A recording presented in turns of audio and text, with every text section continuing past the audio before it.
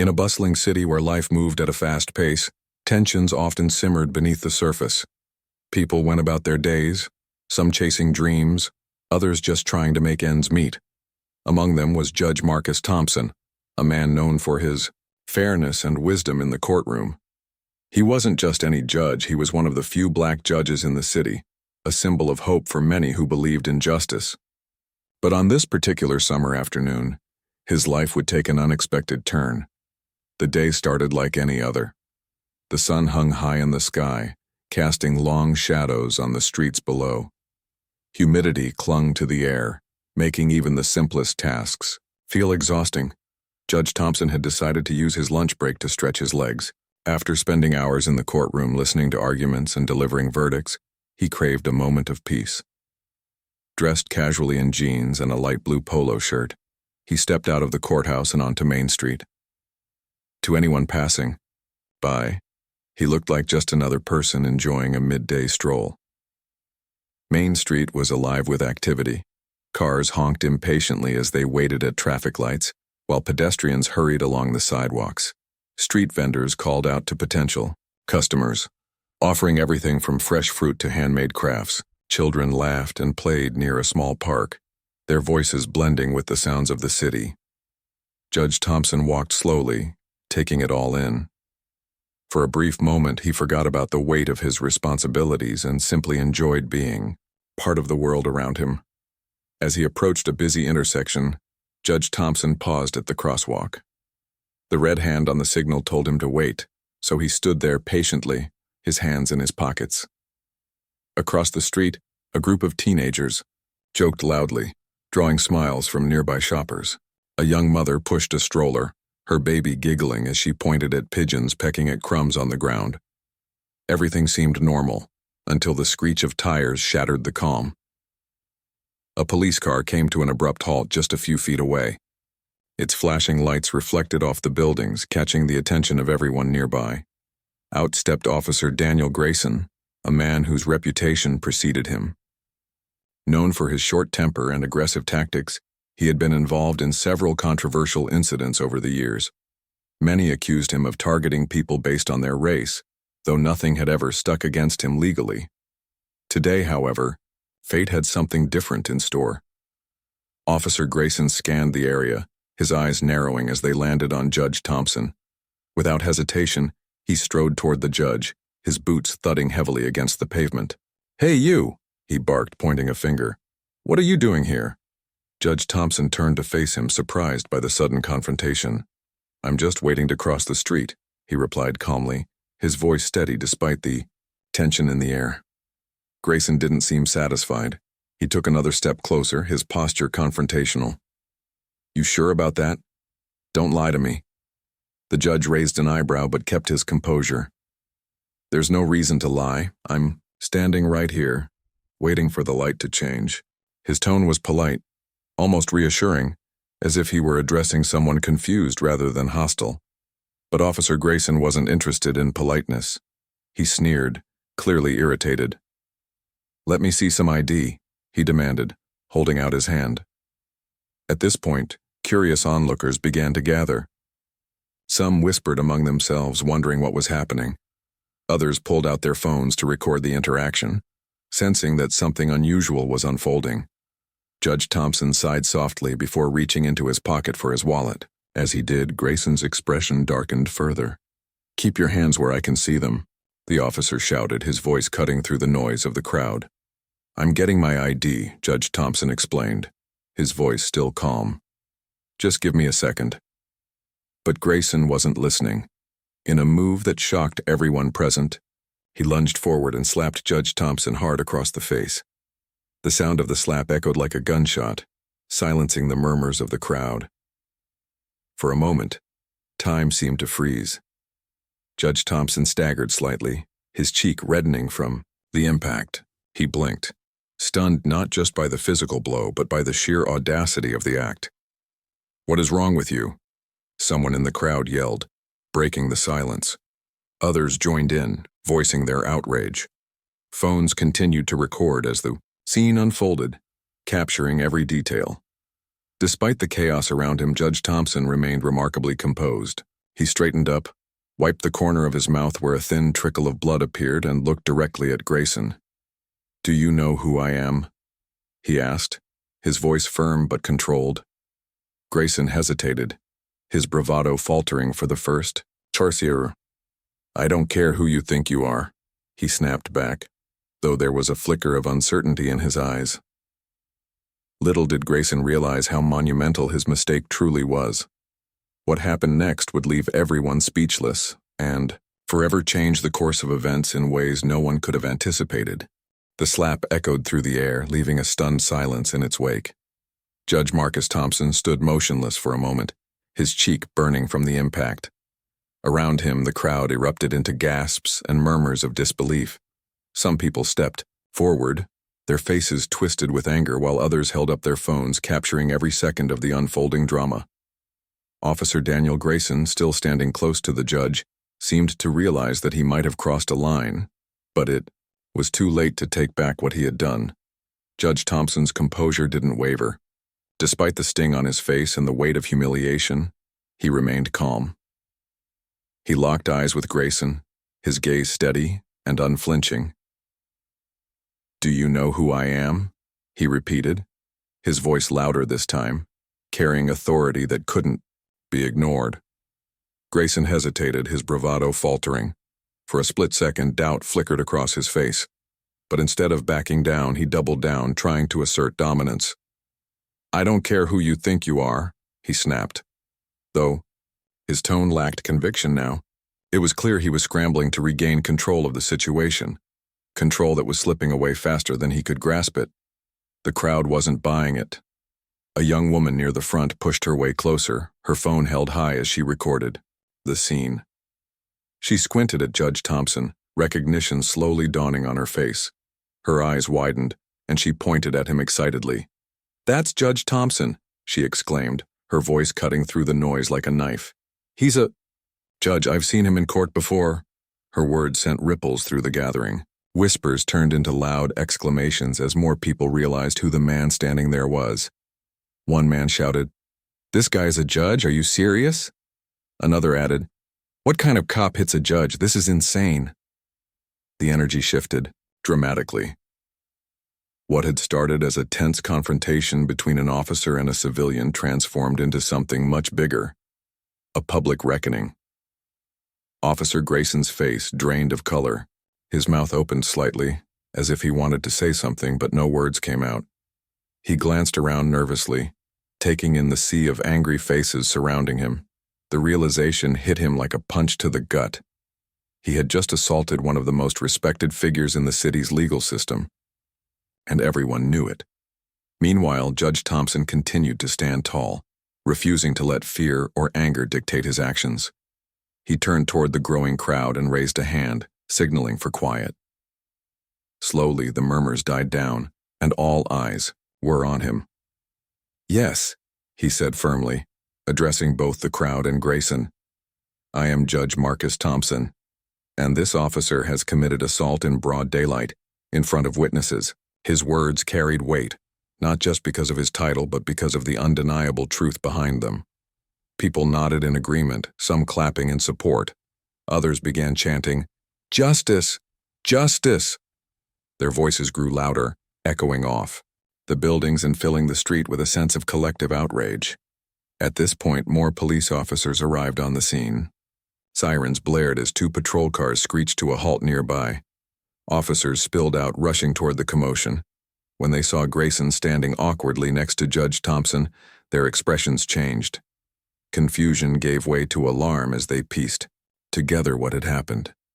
One of the officers whispered urgently to another, "Is that Judge Thompson?" A senior officer stepped forward, his badge gleaming under the sun. He approached Judge Thompson cautiously, his demeanor respectful. "Your Honor," he said, tipping his hat, "we're sorry for what you've experienced here. Can we assist you?" Judge Thompson nodded, his expression stern. "Yes, you can start by arresting this officer," he replied, pointing at Grayson. "He assaulted me without provocation, and there are dozens of witnesses to confirm it." The senior officer hesitated for only a moment before nodding. Turning to Grayson, he ordered, Hands behind your back. Grayson's jaw dropped in shock. Wait, what? You can't do this, he protested, panic creeping into his voice. But the senior officer wasn't swayed. Within seconds, Grayson was handcuffed, his arms yanked roughly behind him. As Grayson was led away, the crowd erupted into cheers. Some people clapped enthusiastically, while others shouted insults at the disgraced officer. Serves you right, one man yelled.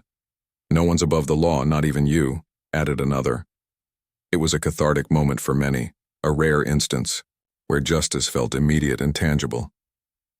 Judge Thompson watched silently as Grayson was placed in the back of a police car. Despite everything that had happened, he didn't gloat or show triumph. Instead, he looked thoughtful, almost sad. He knew that this incident wasn't just about him. It was a reflection of deeper issues plaguing society.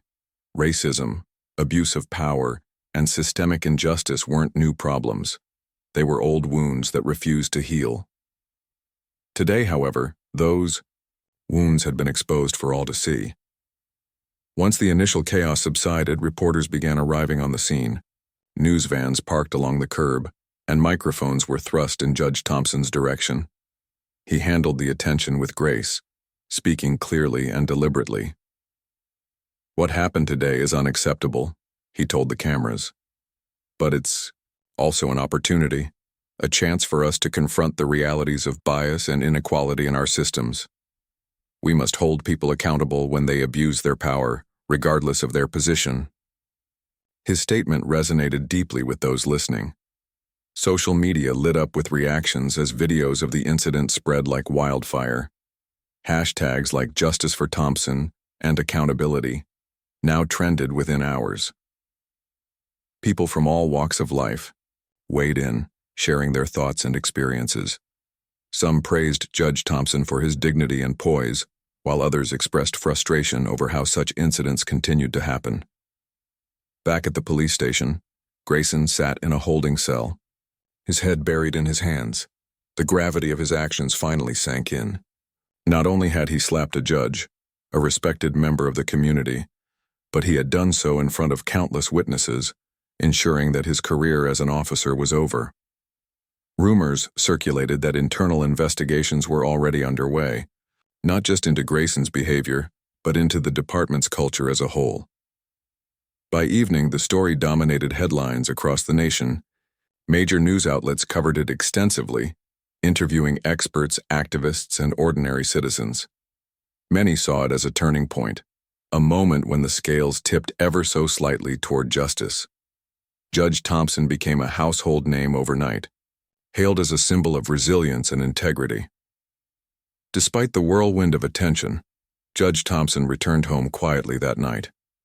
Sitting alone in his living room, he reflected on the day's events. He knew that the road ahead wouldn't be easy.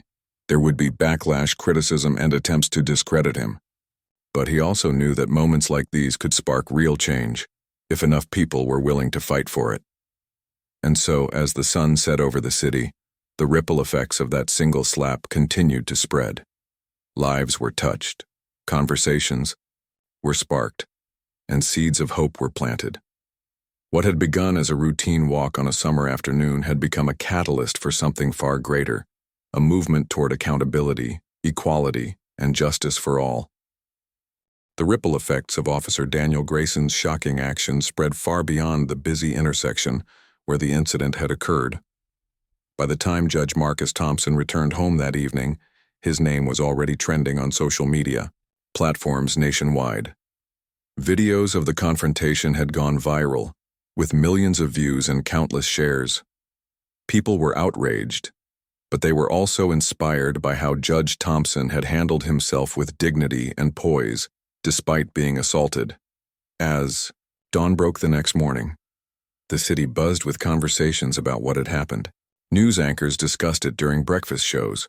Talk radio hosts debated its implications, and local newspapers printed special editions highlighting the story. The phrase, Judge Thompson, became synonymous with justice and resilience. Protesters began gathering outside the police station early in the day, holding signs that read, "No justice, no peace," and "Accountability now." Their chants echoed through the streets, drawing even more attention to the growing movement sparked by the incident. At the center of it all was Judge Thompson himself. Despite the whirlwind surrounding him, he remained grounded. He woke up early, brewed a cup of coffee, and sat by the window, watching the sun rise over the city skyline. His mind was filled with thoughts about the events of the previous day and what they meant for the future. He knew that while his personal experience was significant, it represented something much larger, a long overdue reckoning with systemic racism and abuse of power. By mid-morning, Judge Thompson received a call from Mayor Lisa Reynolds. Her voice was apologetic, yet urgent as she spoke. "Your Honor, I wanted to personally apologize for what happened yesterday," she said. "This is not reflective of our values as a city. We need to take immediate action to address these issues." Judge Thompson listened patiently before responding. "Thank you for reaching out, Mayor, but apologies aren't enough.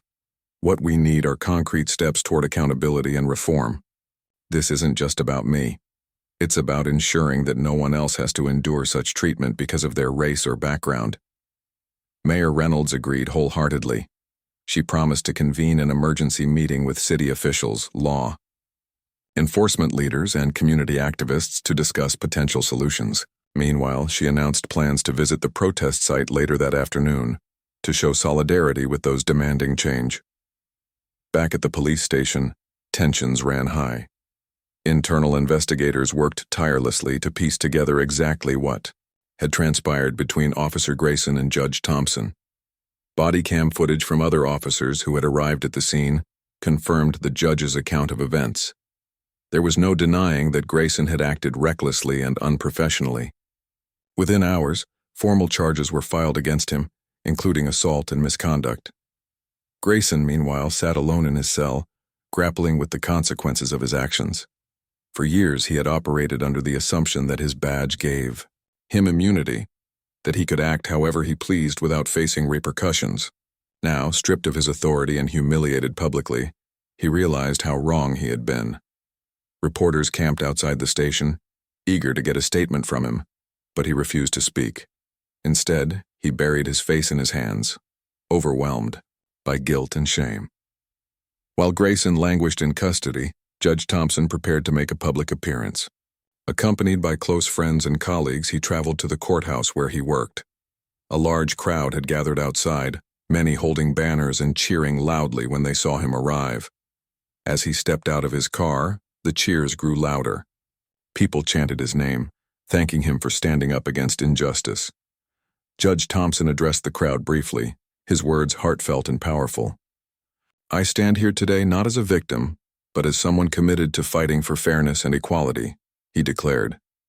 "What happened to me was unacceptable, but it's also an opportunity, a chance for us to confront the biases and inequalities that exist within our systems. Together, we can create meaningful change." His speech resonated deeply with those present. Many wiped away tears, moved by his courage and determination. Social media exploded once again, with users praising his leadership and calling for widespread reforms. Activists seized the moment, organizing rallies and town hall meetings to keep the momentum going. Community leaders joined forces, determined to ensure that this wasn't just another fleeting moment of outrage, but the beginning of lasting transformation. As the day wore on, news outlets continued to cover every aspect of the unfolding drama. Experts weighed in, offering insights into the broader context of racial profiling and police brutality. Some pointed out that incidents like this weren't isolated. They were symptoms of deeper systemic problems. Others highlighted the importance of training officers to interact respectfully with all members of the community, regardless of their race or socioeconomic status. One particularly poignant interview featured a young black man named Jamal Carter, who recounted his own experiences with law enforcement. "I've been stopped by cops for no reason more times than I can count," he told a reporter. "They treat you like a criminal just because of the color of your skin. Seeing Judge Thompson stand up like that gives me hope that maybe things will finally start to change." Jamal's words struck a chord with viewers across the country. Calls poured into local government offices, urging officials to implement stricter oversight measures for police departments. Petitions circulated online, gathering hundreds of thousands of signatures in support of legislative changes aimed at increasing transparency and accountability. Even celebrities joined the conversation, using their platforms to amplify the message. Actress Michelle Rodriguez tweeted, "Judge Thompson is my hero. Let's turn this moment into real progress." Athlete LeBron James posted a photo of the judge alongside a caption that read, "Respect for standing strong." By evening, the protests showed no signs of slowing down. In fact, they had grown larger and more organized. Marchers carried candles, creating a sea of light that illuminated the night sky. Songs of unity and empowerment filled the air as people marched peacefully, united by a shared desire for justice. Inside the courthouse, Judge Thompson met with senior officials to discuss next steps. They talked about implementing body cameras for all officers, establishing independent review boards to investigate complaints of misconduct, and mandating cultural sensitivity training for law enforcement personnel. These ideas weren't new, but the urgency behind them had never been greater. As the meeting concluded, Judge Thompson felt a renewed sense of purpose. He knew the road ahead would be challenging, but he also believed that real change was possible, if enough people were willing to fight for it. Stepping outside, he looked at the crowd still gathered there. Their faces glowed with hope and determination, mirroring his own resolve. "This is just the beginning," he whispered to himself, smiling faintly. "We have work to do." And so, as the city settled into another restless night, the movement, sparked by a single slap, continued to grow. Lives were touched, minds were opened, and hearts were stirred. What had started as an act of violence had transformed into a beacon of hope, a reminder that even in the darkest moments, courage and dignity could shine through, inspiring others to join the fight for justice. The days following the incident transformed the city into a hub of activism and reflection. What had begun as an isolated moment of injustice quickly snowballed into a movement that captured national attention. Judge Marcus Thompson, now a symbol of resilience and integrity, found himself at the forefront of this wave of change. Despite the pressure mounting around him, he remained steadfast in his mission to ensure accountability and reform within the system. By the end of the week, the protests outside the police station had grown exponentially. What started as a small gathering of concerned citizens evolved into a massive demonstration involving thousands of people from all walks of life. Families brought their children, teachers led groups of students, and even retirees joined the march, holding signs that read, "Justice for all" and "End systemic racism." The atmosphere was electric, a mix of anger, hope, and determination. Judge Thompson attended several of these rallies, not to be the center of attention, but to stand alongside those fighting for justice. At one such event, held in the heart of downtown, he addressed the crowd with a speech that would later be quoted across news outlets nationwide. Standing on a makeshift stage under the blazing sun, he spoke with conviction and clarity. "This isn't about me," he began, his voice steady despite the roaring applause.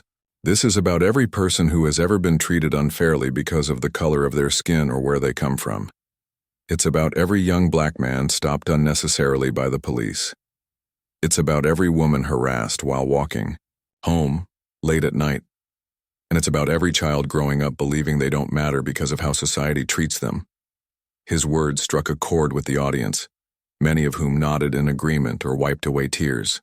He continued, "We cannot let this moment pass without demanding real change.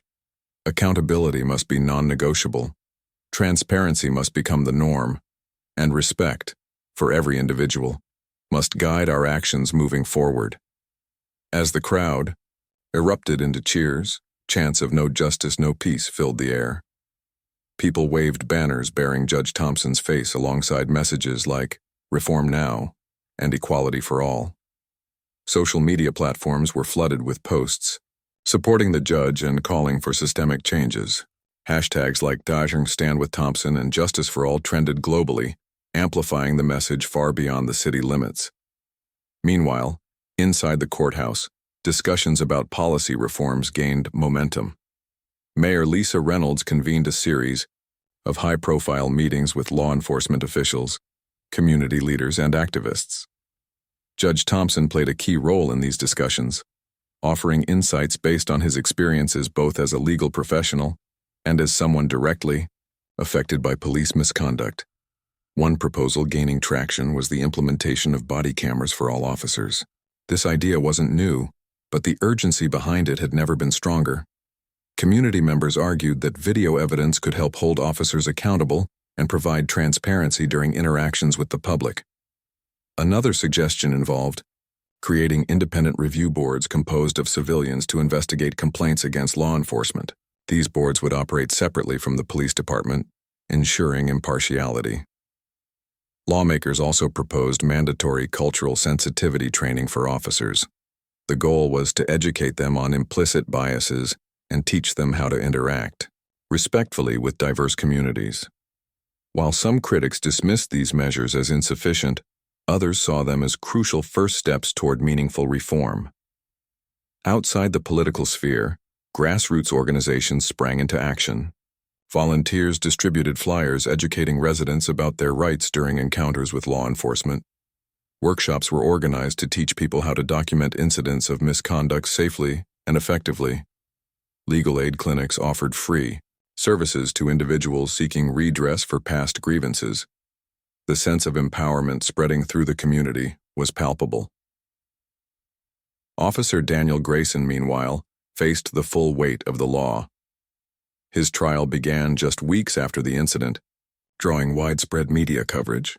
Prosecutors presented overwhelming evidence, including witness testimonies, surveillance footage, and body cam recordings from other officers who had arrived at the scene. Grayson's defense team struggled to counter the damning proof, resorting instead to arguments about stress and poor judgment rather than denying the facts. During the trial, Judge Thompson took the stand as a witness. Dressed in his judicial robes, he recounted the events calmly and objectively, sticking strictly to the facts. When asked how the slap had made him feel, he paused briefly before responding, "It reminded me of the countless stories I've heard in my courtroom, stories of people being treated unjustly simply because of who they are. But it also strengthened my resolve to fight for fairness and equality." His testimony left a lasting impression on the jury and spectators alike. Many felt a renewed sense of admiration for the judge, whose composure and commitment to justice shone brightly even in the most trying circumstances. After deliberating for less than 2 days, the jury returned a guilty verdict. Grayson was convicted of assault and misconduct, sentenced to 5 years in prison, and permanently stripped of his badge. The courtroom erupted in applause as the judge overseeing the case banged her gavel to restore order. Outside, supporters cheered loudly, celebrating the rare instance of accountability within law enforcement. But the victory didn't stop there. Inspired by Judge Thompson's courage, lawmakers introduced sweeping reforms aimed at addressing systemic issues plaguing policing practices. New legislation required departments to adopt stricter hiring standards, conduct regular audits of officer behavior, and establish clear consequences for violations of protocol. Funding was allocated to support community policing initiatives, designed to build trust between officers and residents. These efforts weren't limited to the city where the incident occurred. They sparked similar movements across the country. Cities nationwide began reviewing their own policies, implementing changes inspired by the progress seen locally. Activists credited Judge Thompson with igniting a domino effect, proving that one act of bravery could inspire countless others to demand better. Back in his personal life, Judge Thompson tried to maintain some semblance of normalcy amidst the chaos. Friends and family rallied around him, offering support and encouragement. Yet he couldn't escape the weight of responsibility that came with being a public figure.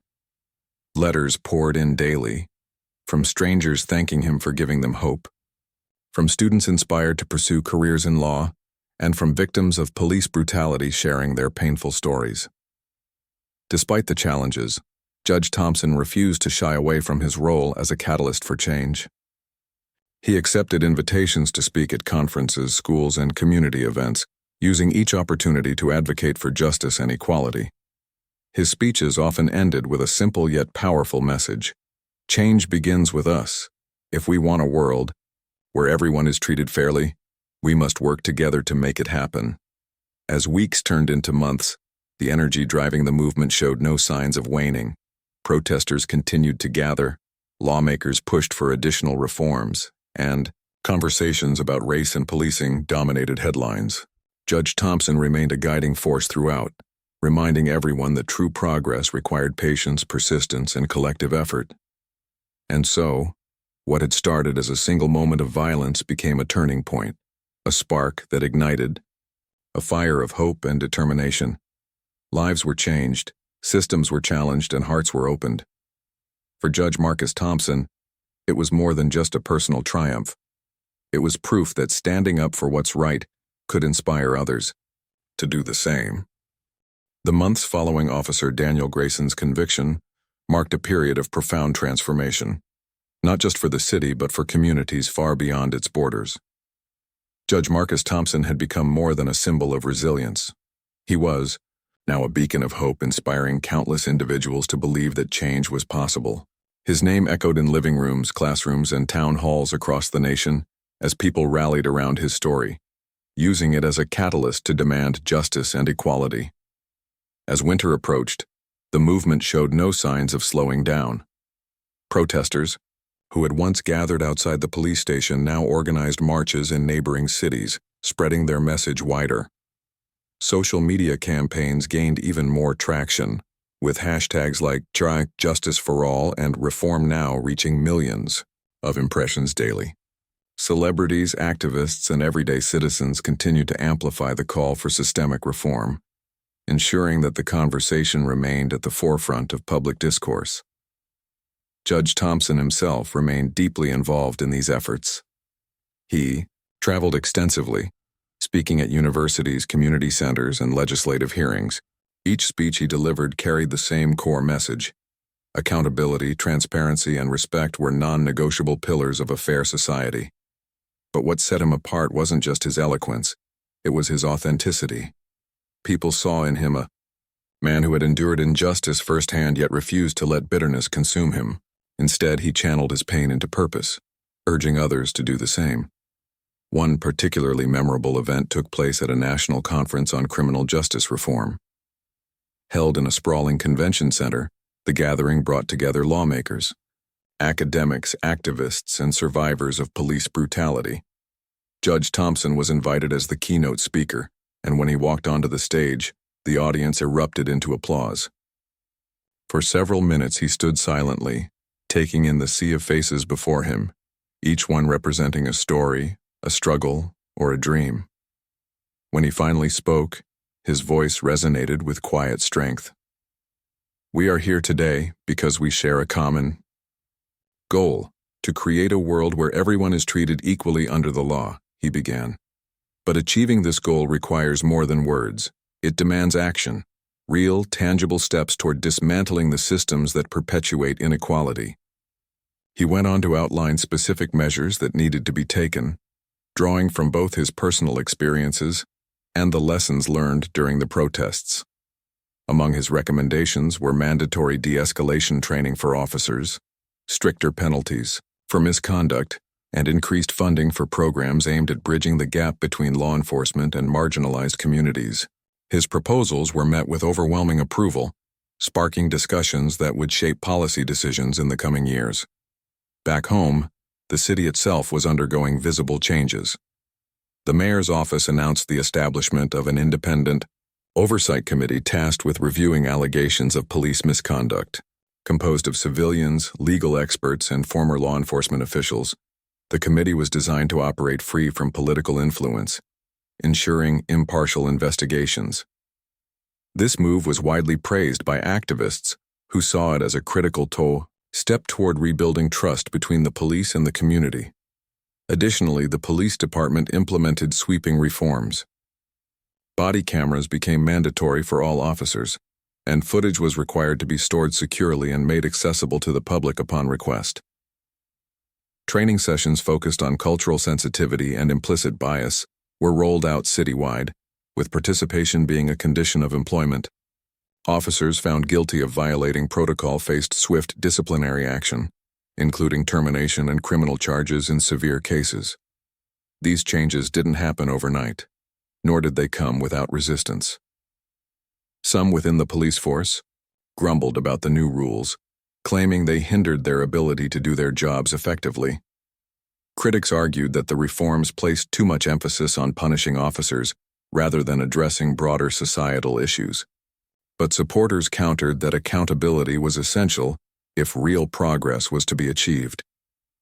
In the midst of these developments, Judge Thompson received an unexpected invitation, one that would take his advocacy to an entirely new level. A prominent civil rights organization nominated him for a prestigious award recognizing individuals who had made significant contributions to social justice. When the news broke, it sent shockwaves through the community. Friends, colleagues, and strangers alike flooded social media with messages of congratulations, expressing pride in everything he had accomplished. The awards ceremony was held in a grand auditorium filled with luminaries from various fields. As Judge Thompson stepped onto the stage to accept the honor, the room fell silent. Clad in his judicial robes, he exuded humility and grace. Holding the trophy aloft, he dedicated it not to himself but to everyone fighting for justice. "This award belongs to all of you," he said, his voice steady yet emotional. "To the protesters who marched tirelessly, to the families who shared their stories of loss, and to the countless individuals working behind the scenes to make our world a better place. Change doesn't happen because of one person. It happens because we stand together." His words brought many in the audience to tears. Cameras flashed as reporters scrambled to capture the moment, knowing it would dominate headlines the next day. Social media lit up once again, with users praising Judge Thompson's selflessness and leadership. One tweet read, "This is what true heroism looks like. Thank you, Judge Thompson, for reminding us that justice is worth fighting for." Despite the accolades, Judge Thompson remained grounded. He understood that while recognition was gratifying, the real work lay ahead. Systemic racism and abuse of power were deeply entrenched issues that couldn't be solved overnight. But he also believed that every small victory mattered, that each reform, each policy change, and each act of courage contributed to a larger shift in mindset. Around the same time, Officer Daniel Grayson's case continued to make headlines.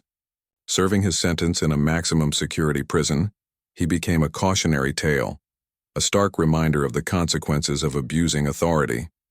Interviews with former colleagues revealed cracks in the culture of impunity that had long shielded officers like him. Many admitted that witnessing Grayson's downfall had prompted them to reflect on their own behavior, leading some to reconsider how they interacted with the public. Grayson's imprisonment served another purpose as well: closure for victims of police brutality. For years, many had felt powerless, believing that those in uniform were untouchable. Seeing a high-profile officer sentenced for his actions gave them hope that justice could prevail, even against seemingly insurmountable odds. Meanwhile, grassroots organizations continued to thrive, fueled by the momentum of the movement. Volunteers worked tirelessly to educate communities about their rights, organize peaceful demonstrations, and advocate for policy changes at local and national levels. Legal aid clinics expanded their services, helping individuals navigate complex legal systems and seek redress for past grievances. Art projects, poetry readings, and music performances celebrated resilience and unity, providing outlets for creative expression amid the struggle. Schools also played a pivotal role in fostering change. Educators incorporated discussions about race, privilege, and systemic inequality into their curricula, encouraging students to think critically about the world around them. Young people responded enthusiastically, organizing walkouts, writing letters to elected officials, and participating in community service projects. Their enthusiasm proved infectious, inspiring older generations to join the fight for justice. By spring, the impact of Judge Thompson's courage was undeniable. Cities across the country reported improvements in police-community relations, thanks in part to initiatives inspired by the reforms implemented locally. Lawmakers introduced bills aimed at addressing racial disparities in sentencing, ending qualified immunity for officers and investing in underserved neighborhoods. While challenges remained, there was a growing sense of optimism that meaningful progress was within reach. For Judge Thompson, the journey was far from over. Though exhausted by the relentless pace of advocacy work, he drew strength from the knowledge that he was making a difference. Every letter of gratitude, every handshake from a stranger, and every success story reinforced his belief that standing up for what's right was worth every sacrifice. And so, as flowers bloomed and temperatures rose, the city and the nation found itself transformed. What had begun as a single act of violence had evolved into a powerful movement, driven by the unwavering determination of those unwilling to accept injustice. Judge Marcus Thompson stood at the heart of it all, a testament to the fact that even in the darkest moments, courage and dignity could spark change that reverberated far beyond what anyone might expect. By the time summer rolled around again, the city bore little resemblance to the place it had been a year earlier. The movement sparked by Judge Marcus Thompson's courage had not only reshaped local policies but also ignited a nationwide conversation about justice, accountability, and equality. Streets once filled with tension now buzzed with renewed energy, a sense of hope replacing fear. For many, this transformation was nothing short of miraculous, proof that collective action could lead to real change. Judge Thompson himself had become more than a public figure. He was a living legend. His name appeared in history books alongside other trailblazers who had fought for civil rights and social justice. Schools named auditoriums after him, murals of his face adorned walls in neighborhoods across the city, and documentaries chronicling his journey aired on major networks. Yet despite the accolades, he remained humble, always redirecting praise toward the countless individuals who had stood beside him in the fight for reform. One afternoon, as Judge Thompson sat in his chambers reviewing case files, there was a knock at the door. It was Mayor Lisa Reynolds, accompanied by a small delegation of community leaders. They carried a plaque commemorating the one-year anniversary of the incident that had changed everything. Inscribed on it were the words, "To Judge Marcus Thompson, a champion of justice." "Your Honor," the mayor began, her voice warm with gratitude, "we wouldn't be where we are today without your leadership. You've inspired us to dream bigger, work harder, and demand better." Judge Thompson accepted the plaque with a nod, though his expression remained thoughtful. "Thank you," he said simply. "But let's not forget, the true heroes are the people out there still fighting every day. This plaque belongs to them as much as it does to me." His humility struck a chord with everyone present. As they left his office, the delegation couldn't help but marvel at how someone so accomplished could remain so grounded. It was this quality, his steadfast commitment to others, that had endeared him to millions. Outside the courthouse, life reflected the progress made over the past year. Police officers patrolled neighborhoods wearing body cameras, their interactions marked by professionalism and respect. Independent oversight committees reviewed complaints thoroughly, ensuring transparency and fairness. Community policing programs flourished, bringing officers and residents together through shared activities like sports tournaments, art workshops, and neighborhood cleanups. Trust, once shattered, was slowly being rebuilt. Yet challenges persisted. Not everyone welcomed the changes. Some argued that reforms went too far, claiming they tied officers' hands and endangered public safety. Others dismissed the movement as fleeting, predicting that enthusiasm would wane once the headlines faded. But Judge Thompson knew better. He understood that lasting change required vigilance, a constant effort to hold institutions accountable and push for further improvements. To address these lingering doubts, Judge Thompson launched a new initiative, a series of town hall meetings designed to foster dialogue between law enforcement and the communities they served. These gatherings provided a platform for honest conversations, allowing both sides to voice concerns, share successes, and brainstorm solutions. At one such meeting, a young woman stood up and addressed the crowd. "I used to be scared of cops," she admitted, her voice trembling slightly. "But then I saw Judge Thompson stand up against injustice and it gave me hope. Now, When I see officers volunteering at our community center or playing basketball with kids, I feel like maybe things really can change. Her words moved many in attendance, including seasoned officers who had initially resisted the reforms. One veteran cop approached her afterward, shaking her hand. "We're trying," he said earnestly. "It's not perfect, but we're learning. Thank you for believing in us." These moments of connection, small yet profound, became the foundation of a new era. People began to realize that change wasn't just about policy. It was about relationships. And while systemic issues couldn't be solved overnight, each step forward mattered. As the months passed, Judge Thompson continued to use his influence to advocate for marginalized groups beyond his own community. He partnered with organizations addressing racial disparities in education, healthcare, and housing. His speeches emphasized intersectionality, the idea that struggles for justice were interconnected and required collaborative efforts. By amplifying voices often overlooked, he ensured that no one was left behind in the pursuit of equality. In Naudisa, recognition of his tireless advocacy, Judge Thompson received another prestigious honor, an invitation to speak at the United Nations General Assembly. Standing before world leaders, he delivered a powerful address that resonated globally. "We live in a time of great division," he began, his voice echoing through the vast hall. "But we also have an opportunity to redefine what justice means, not just for some, but for all. Let us remember that progress is not measured by grand gestures alone, but by the everyday actions we take to uplift one another." His speech earned a standing ovation, cementing his status as a global icon for human rights. Back home, pride swelled among residents, who saw their city represented on the world stage. Social media erupted with messages of admiration, with users dubbing him the people's judge. Despite the international acclaim, Judge Thompson never lost sight of his roots. He returned to the courtroom regularly, continuing to serve as a jurist with fairness and wisdom. To him, the bench remained sacred, a space where lives were shaped and futures determined. Each verdict he delivered carried weight, reminding everyone involved of the importance of justice tempered with compassion. One evening, as he strolled through the park near his home, Judge Thompson paused to watch children playing soccer under the fading sunlight. Their laughter filled the air, a sound that brought him immense joy. A young boy noticed him and ran over, holding out a crumpled piece of paper.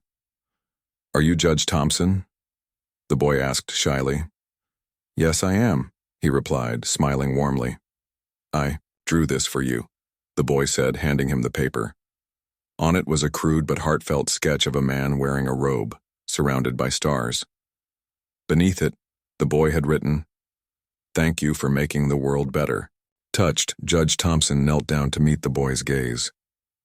"You know what makes the world better?" he asked gently. "People like you, who care, who dream, who believe in kindness.